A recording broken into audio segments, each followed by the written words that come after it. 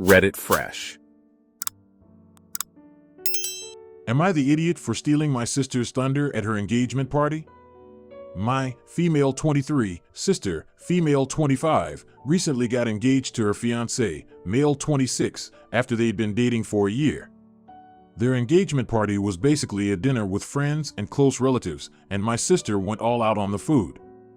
To her, marriage is a huge deal, and she's had her whole wedding and married life planned out since we were kids. I've never felt the same excitement for weddings and kids and such things, even though I do want it at some point, and since I'm a lesbian in an homophobic family, I long ago accepted that a big fancy wedding with my father walking me down the aisle isn't part of the plan. This doesn't sadden me much, but my sister, who's the only one in my family who knows about my sexuality, has been convinced that I'm jealous of her since she started dating her fiancé.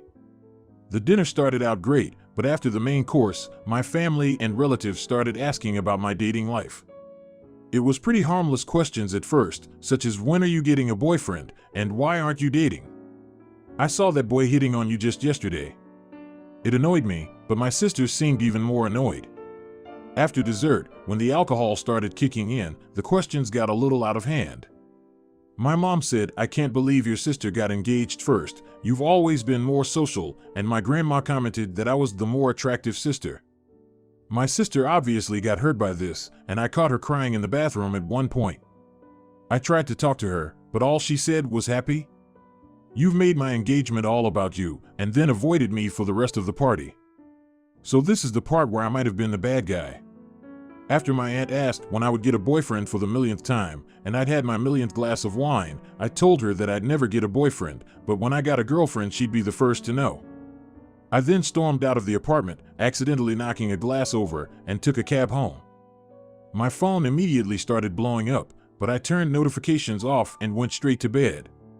One of me and my sister's mutual friend, who was at the party, told me the next day that a wild discussion about what I said to my aunt was held, and then the party cut short. My sister locked herself in her room crying, and everyone went home. I have now been blocked by most of my family and relatives. My sister sent me a nasty message about how me coming out on her part stole her thunder, and my mother no longer considers me family. I'm not gonna try to make up excuses for my behavior, because I definitely could have been a more supporting sister, but I just wanted to know, am I the idiot? Not the idiot. Your family bullied you into your outburst. Ideally, you wouldn't have caved to that pressure on your sister's engagement party, but a person can only take so much, so I really don't blame you. Your family sounds awful. That prettier sister remark is unforgivable. Not the idiot. You were pushed by your family into delivering a reaction you never intended in the first place. Your family are the big assholes here. Your sister, unfortunately, is another victim because of this, but she then became an idiot too by choosing not to understand that your family was at fault and started blaming you. I'd advise you to cut ties with your family because you would never be at peace with your life and yourself. Just chase your happiness and love whoever you want to love.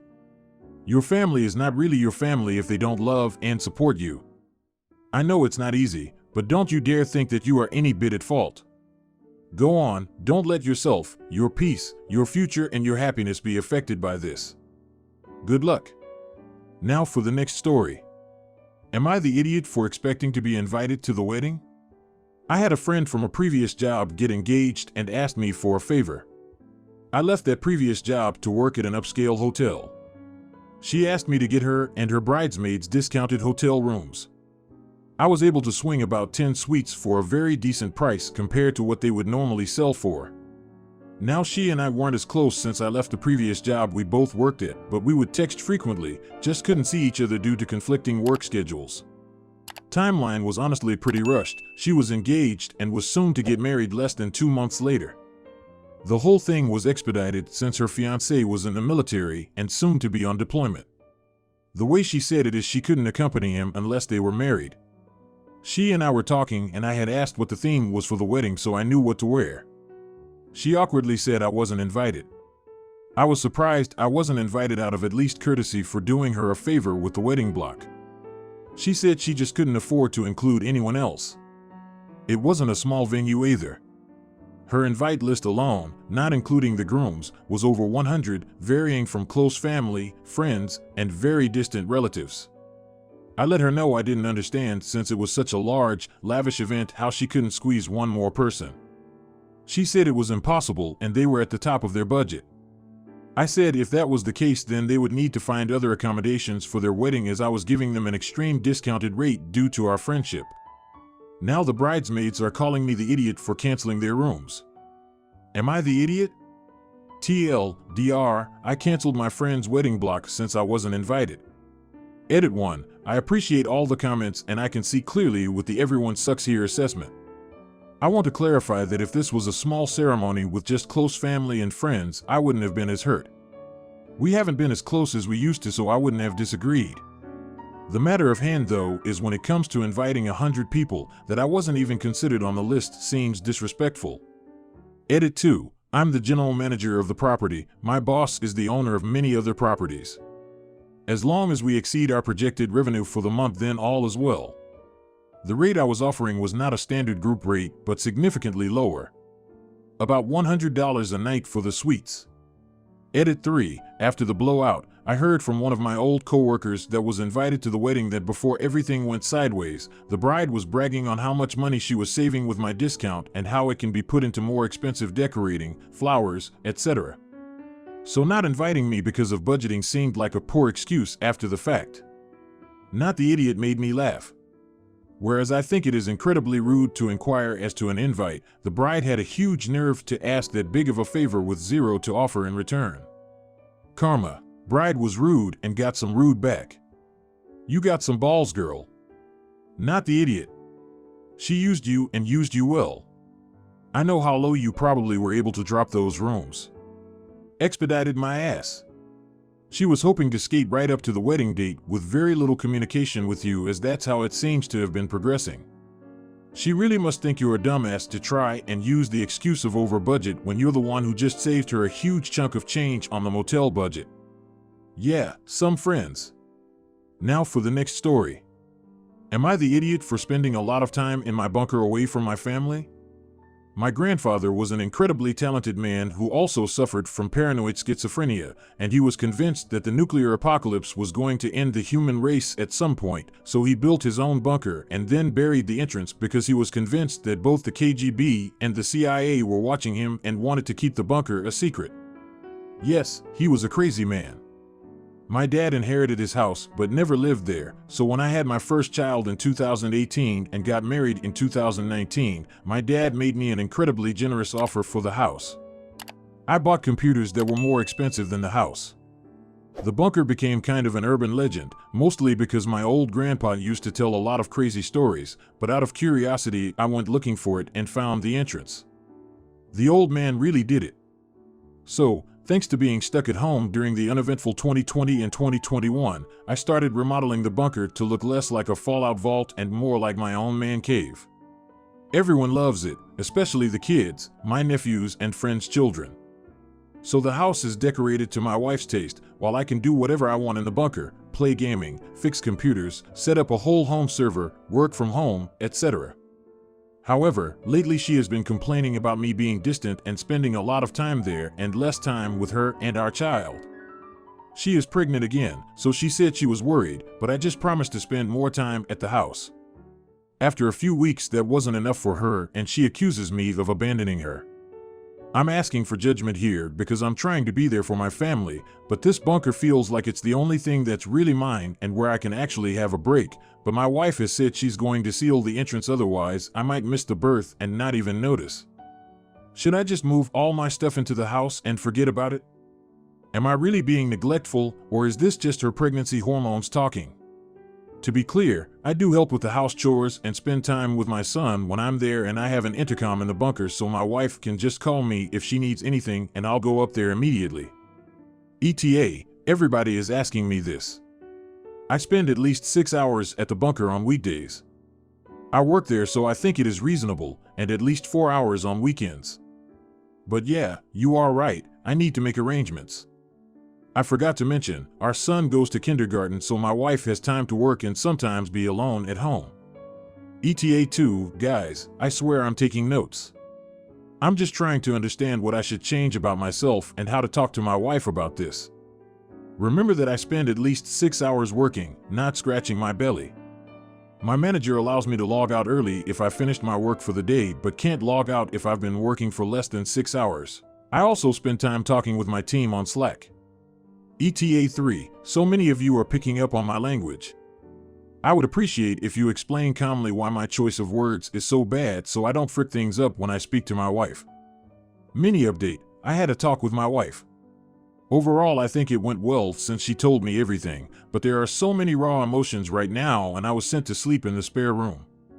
She had no mercy on me, but we needed this talk so we can have a clear path for our future together. Update. I talked to my wife. I asked her to be very honest and I promised to let her talk until she was done. First of all, it's not just about the time I spend in the bunker now, but she felt completely alone taking care of our little baby while I spent almost all of my free time remodeling and building, and when it's done I'm just down there. I explained to her that it was basically my office now. She understood and apologized and then continued to explain herself. I'll just quote the gist of it because we talked for hours. I haven't been my own person since my first pregnancy. I feel like a doll. Every day is the same. I'm bored, frustrated, angry. Just when I thought it might get easier, I get pregnant again. How many years until I can just be me again? You have a big hole underground where you can play and not care about the word. I haven't read a book in years. I can't read 2 pages without falling asleep. Yes, the house looks nice, but what about a place for me? I don't want a Kindle. I don't want audiobooks to listen to while cooking or driving. I want a physical collection. Where do I put them? When was the last time I went to a library? When was the last time you gave me something made of real paper? For context, she's always been a bookworm, loves books and the aesthetic of having shelves full of them, but it's true she hasn't read in a long time. I gave her a Kindle for our anniversary and I paid for her Audible subscription. I thought those would be good substitutes, but they're not. Stop thinking that a screen can solve everything. I need you with me. I married a human, not a sim. Download some emotions. I want to write again, but how? When? Will you read my first crappy drafts or just take a look and say it's okay? Can you have our son in the bunker for a few hours a day?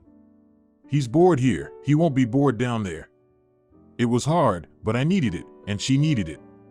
I'm going to move my gaming consoles into the house and see if I can set up a Steam link to stream games from my gaming PC to our TV or something. We agreed to go on dates outside the house, and I'm going to take on more responsibilities around the house. I want to address something. I was told by my parents that I had to help with the house, help with the kids. But then I came to Reddit and it turns out that helping is a problem. You talked a lot about mental load. This was the first time I heard about it. Who was supposed to teach me that?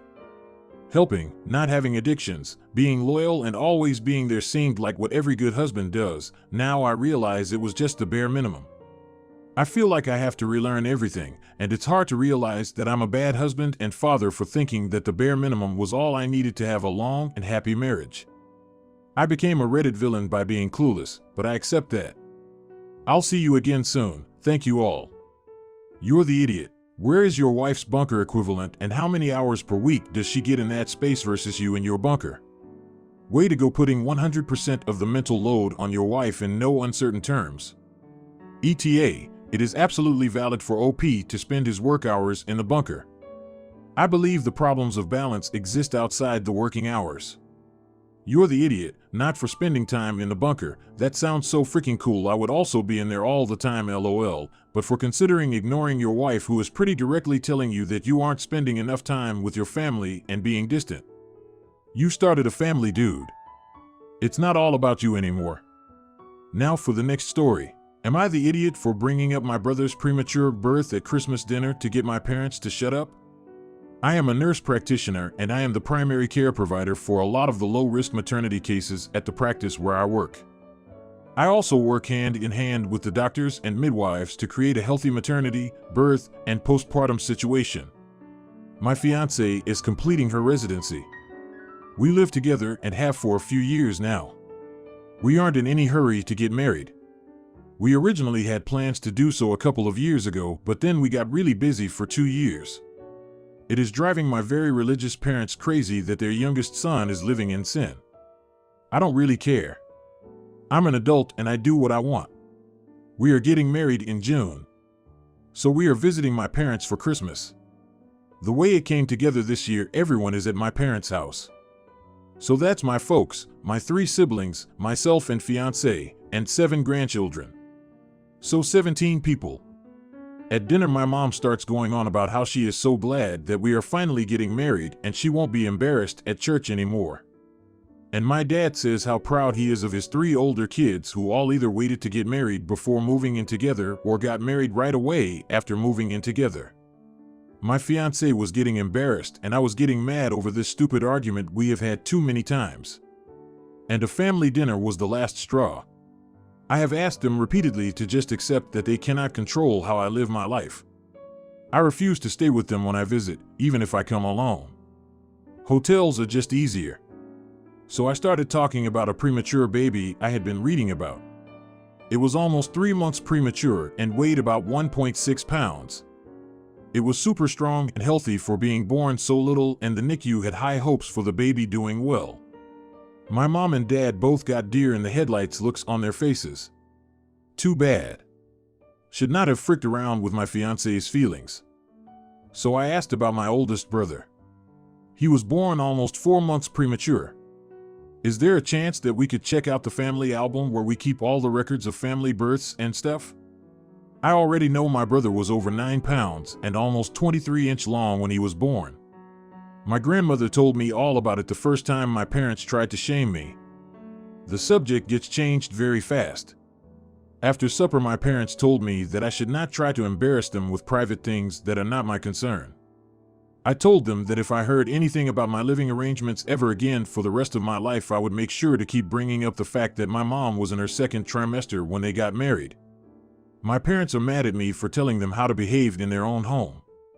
But my fiancé is happy that they seem to be off the subject for good. Am I the idiot? Not the idiot. That was beautifully handled. You didn't call them out and embarrass them. But you stood your ground. I did laugh out loud when you said where you got your blackmail information. Grandma had that in her pocket for a long time, I'm guessing. Congratulations on your upcoming wedding. Merry Christmas, and I hope you have a great new year. Not the idiot, I absolutely love this. My own judgy grandmother pretended to be oh so moral in the old-fashioned sense. My father accidentally revealed that she was pregnant when she got married to my grandfather. That was incorrect. She wasn't pregnant at all. My oldest uncle was about 7 months old when they got married, LMAO. And why couldn't they get married sooner? My grandfather had to get divorced from his first wife first. It's often the people with most things to hide who enjoy judging others for things that are none of their business. If you liked this video, you will probably like these too.